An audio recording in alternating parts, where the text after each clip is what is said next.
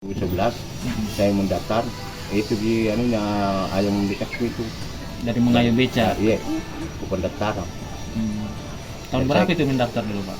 tahun 2011 bulan 6 2011. Mulai mengayu beca. iya menarik tapi memang dulu di bawa becak itu tahun mungkin tahun 2000 lah itu anak tuh bawa becak Beca. tahun 2000 Oh 2011 pakai bentor. iya ini masih becak dulu tapi itu bentor baru ini yang pakai baru 1 tahun lebih ini bentor Pak.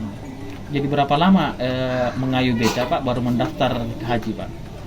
Ada mungkin 20 tahun 20 tahun Mengayu. Iya. Mengayu Beca baru daftar mendaftar haji. haji. Kalau masih anak muda saya mengayu. Begitu. Dari kawin saya itu tahun 93. Sudah lagi kawin, bawa gini di Makassar cari-cari uang itu. Naik beca. Jadi dari hasil beca itu Hasil beca itu semua pendaftaran jamaah haji. jemaah haji. Tidak